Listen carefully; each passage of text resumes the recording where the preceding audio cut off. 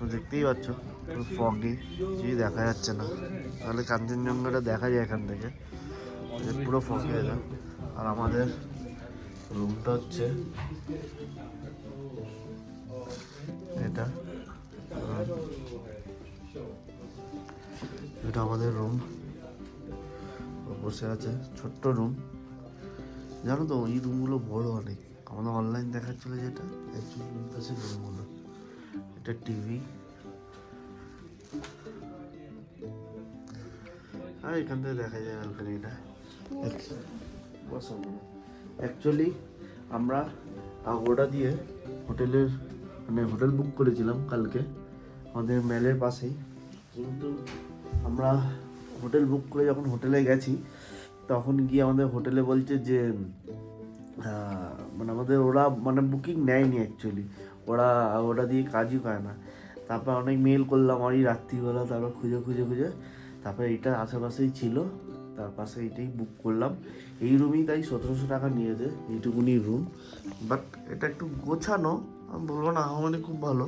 ছোট্টর উপর দুজনের হয়ে গেছে। রাত্রিবেলা শুধু শোয়া নিয়েই কথা ছিল, কারণ আমাদের সেই 9:30 বেজে গেছে।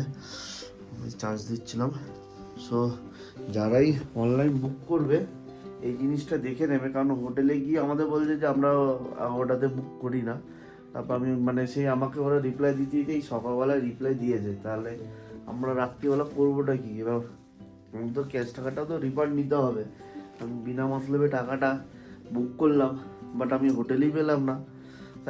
তারপর বুক করে নিয়েছিলাম এই রুমটা, কারণ রাত্রিবেলা তো বাইরে কাটাতে পারবো না। তারপরে সকালবেলা চ্যাট করলাম, আমাকে বললো যে এবার ক্যাশ রিফান্ড করে দেবে। এবার জানি না কবে করবে বা কখন করবে, সেটা দেখতে হবে ওদের নেক্সট রিপ্লাই কখন আসছে। তবে এটাই হচ্ছে আমাদের কালকে রাতের ঠিকানা এটাই ছিল। এবার এই স্ক্যামটাই হয়ে গেছে। তার উপর আমরা হোটেলটা খুঁজেও পাচ্ছিলাম না, এত লোকেশনটা জঘন্য ছিল, মেলের কাছেই, কিন্তু মানুষ হোটেলটা নামই জানে না। শেরপা হোটেল ছিল এটা।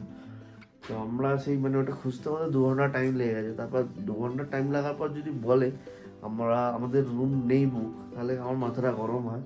কিন্তু সঙ্গে সঙ্গে আমরা এটা বুক করে নিয়েছিলাম। ব্যাস, আজকে আমরা যাব হচ্ছে টি গার্ডেন। এবার ওর বাদ দিয়ে ওখানে সেলিব্রেশন করব। এবার তো রাস্তায় এবার বাদ বাকিটা দেখা যাবে।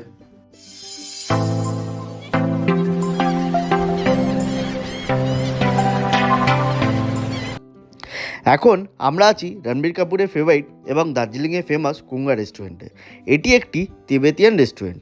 এর আগে যে কবার সামনে দিয়ে গেছি প্রচুর লাইন দেখে ফিরে এসেছি, কিন্তু এবার ঠিক করে রেখেছিলাম লাইন দিতে হলেও যাব। যদিও বা অল্প লাইন ছিল। এটি একদম গান্ধী রোডের উপরেই লুনা হোটেলের নিচে। আমরা প্রায় 15 মিনিট লাইন দেওয়ার পর ভেতরে ঢুকতে পেরেছিলাম। ভেতরে ঢুকে দেখি রেস্টুরেন্টটা খুবই ছোট, কিন্তু অ্যাম্বিয়েন্সটা কিন্তু অসাধারণ ছিল। এখানে রেস্টুরেন্টের স্টাফরা এসে অর্ডার নেয় না, কিন্তু একটা ছোট কাগজ দিয়ে যায়, ওটাতেই তোমাকে লিখে অর্ডার দিতে হয়, যেটা আমার তো বেশ ভালোই লেগেছিল। এখানকার শুনেছি নাকি মোমোটা খুবই ফেমাস। যদিও বা আমরা এই সকাল সকাল ট্রাই করিনি, আমরা চা আর চাউমিন অর্ডার করেছিলাম।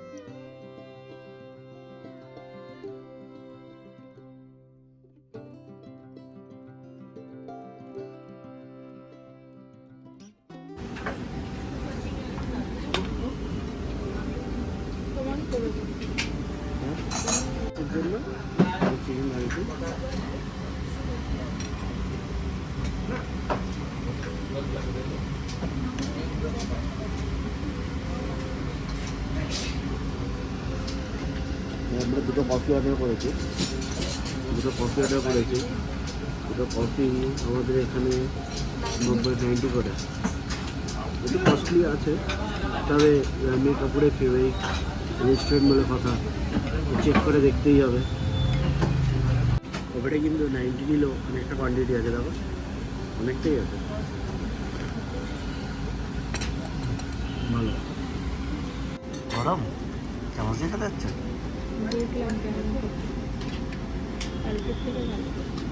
কফিটা ভালো, কিন্তু এতটা কোয়ান্টিটি খাওয়া যাবে কি না সেটা ডাউট আছে।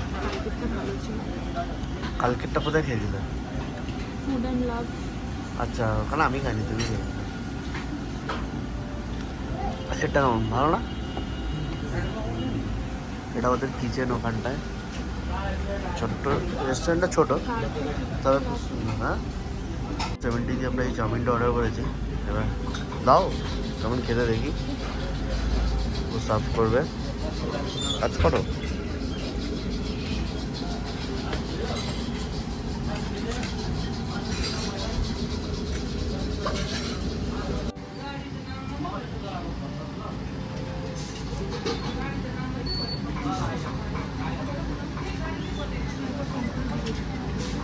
টুকটাক চাউমিনটা অর্ডার করলাম 270 দিয়ে। আমার মনে ভালো লাগেনি, মোটামুটি ঠিকই আছে, কিন্তু খুব একটা ভালো না।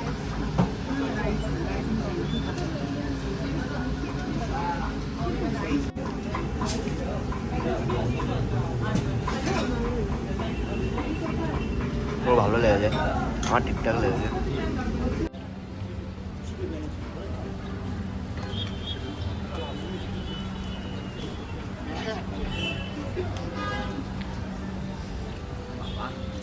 Talented.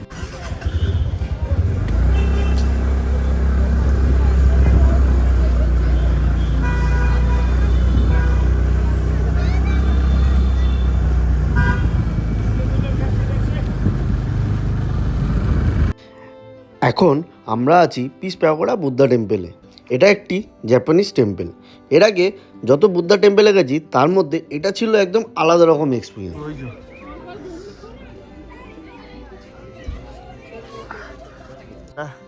জাপানিজ টেম্পল, এটা আমি প্রথমবার আসলাম এখানে, ভালোই লাগছে দূর থেকে দেখতে। দ্বিতীয় বিশ্বযুদ্ধে হিরোশিমা এবং নাগাসাকির ভয়ঙ্কর দর্শনলীলায় জাপানিজ বৌদ্ধিস্ট নিচিদাৎসু ফুজি খুব বিচলিত হন, যেখানে পারমাণবিক বোমাগুলি যুদ্ধের শেষে 1.5 লাখ জনেরও বেশি লোকের প্রাণ নিয়েছিল, যাদের মধ্যে প্রায় সবাই সাধারণ মানুষই ছিল। তাই পিস প্যাগোডাগুলি হিরোশিমা এবং নাগাসাকি সহ জাপানের শহরগুলিতে প্রেম, মানবতা এবং শান্তির প্রতীক হিসাবে নির্মিত হয়েছিল। 2000 সালের মধ্যে ইউরোপ, এশিয়া এবং মার্কিন যুক্তরাষ্ট্র সহ সারা বিশ্বে 80টি শান্তি প্যাগোডা তৈরি করা হয়েছিল। 1992 সালে এই পিস প্যাগোডাটি উদ্বোধন করা হয়। এখানে গৌতম বুদ্ধের 4 অবতারের মূর্তি দেখতে পাওয়া যায়: উপবিষ্ট, দণ্ডায়মান, শায়িত এবং ধ্যানস্থ। বুদ্ধের জীবন কাহিনীর উপর ভিত্তি করে এটা বানানো হয়েছে।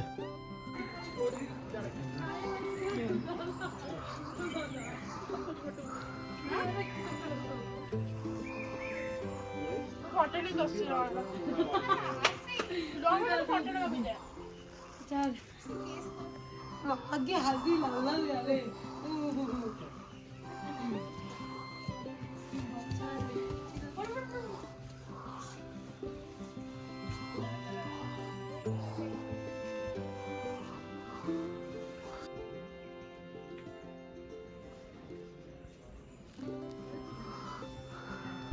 বৃষ্টিতে আমরা দার্জিলিংয়ে গাড়ি চালাচ্ছি, পাওয়া যায়। সামনে যা ভিউটা দেখো, বৃষ্টিতে দার্জিলিংয়ের ওয়েদারটা কেমন দেখো, অসাধারণ লাগছে। মেঘগুলো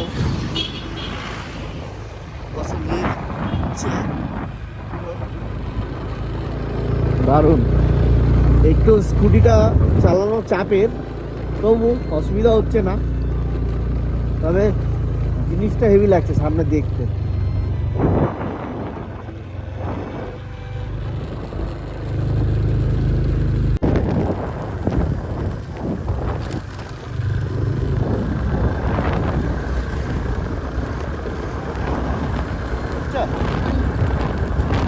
দেখো আমরা তো মেঘের মাঝখান দিয়ে যাচ্ছি, বৃষ্টিটাও ভালোই জোরে পড়ছে। কোথাও গিয়ে একটা দাঁড়াতে হবে মনে হচ্ছে। বাগোড়া বাগোড়া আমরা কার্শিয়াঙের সেই হন্টেড পাইন ফরেস্টের মধ্যে দিয়ে যাচ্ছি। দেখো জায়গাটাই কেমন ভয়ঙ্কর ভয়ঙ্কর লাগছে। মানে রাত্রিবেলা হলে কেমন হবে বুঝতেই পারছো। বড় বড় পাইন গাছ, রাস্তাটাও খুব একটা ভালো না, এখানকার রাস্তাটা ভালো যদিও, কিন্তু নিচে এতক্ষণ রাস্তাটা খুবই বাজে ছিল।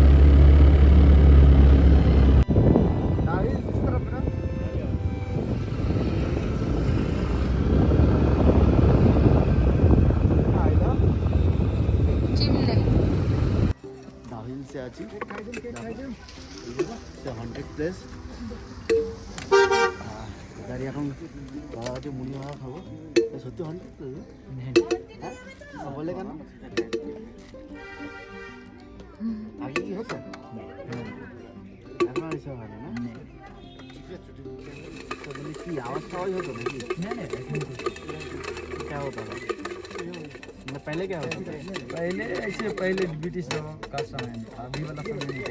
अच्छा, ब्रिटिश टाइम में था। हाँ ब्रिटिश का समय, अभी वाला नहीं। এই যে সেই হন্টেড প্লেস বলছি, এখন আর কিছু হয় না, আগে হতো। এখন স্কুল টাইমিং পুরো বন্ধ, তালা মারা। সব স্টুডেন্ট নিতে এসছে বাবা আমাদের। এই মুড়ি মাখাচ্ছে, মুড়ি খাবো। হ্যাঁ, स्कूल होता है अभी स्कूल सेशन में चल रहा है ना আচ্ছা দিয়া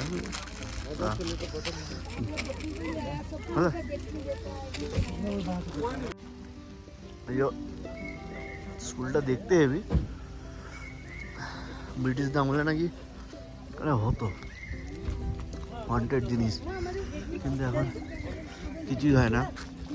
দাঁড়িয়ে দাঁড়িয়ে ভালোই সাটিয়ে দিল মুড়িটা। নয় ধরছিল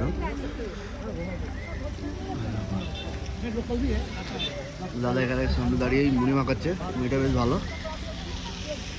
ওই ডাউহিল স্কুল আমাদের স্কুটি ভিজে গেছে অনেকটা, কোমরে দেখো প্যান্টগুলো পুরো ভিজে গেছে। भैया कितना पुराना स्कूल है? 145 years हो गया। 145 years। अभी कुछ नहीं होता है ना? 100 पहले होता था। नहीं वो तो पहले का पता नहीं, अभी भी नहीं है। तो सब कुछ नहीं होता था ना? पहले का तो पता नहीं, अभी भी नहीं है।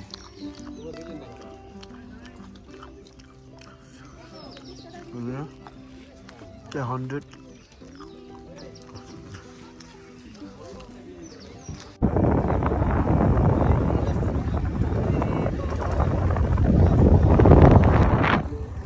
গ্রামের মধ্যে এই চা বাগানের মাঝখান দিয়ে যাচ্ছি, দেখো এবার এই চা বাগান খুবই বাজে রাস্তা, অবস্থা খুবই খারাপ।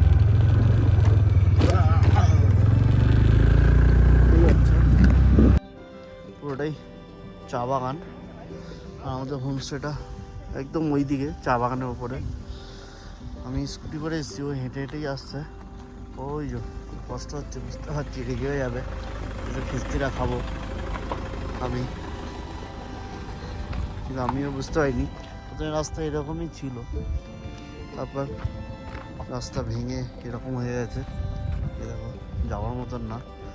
আর আমাদের ক্যাম্পটা হচ্ছে ওই ওখানটায়। সো আবার হেঁটে এখান থেকে স্কুটিটা এখানেই রেখে যেতে হবে ক্যাম্পের ওখানে। কি বলবে আমাকে? হ্যাঁ হ্যাঁ, ওই যে আমাদের ক্যাম্প এই চা বাগানের মাঝখান দিয়ে যেতে হচ্ছে। আর ওই নিচে বাইক রেখে এসেছি, ওই চা বাগান।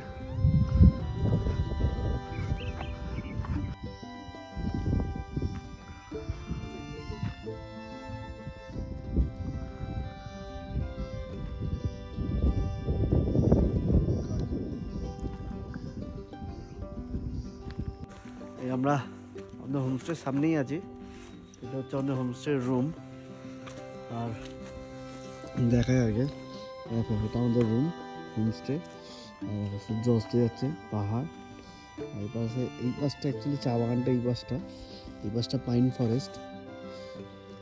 ওটা আমাদের রুম। এখানে অ্যাকচুয়ালি 4 জন থাকতে পারবে। দেখো এখানে 2 জন, এখানে 2 জন। আর যদি অনেকে আসো এখানে বেড পেতে ওরা সেই ব্যবস্থাটাও করে দেয়। ছোট্ট একটা মিরর, এখান থেকেও ভালো, বেড থেকে ভালো ভিউ দেখা যায় এখান থেকে।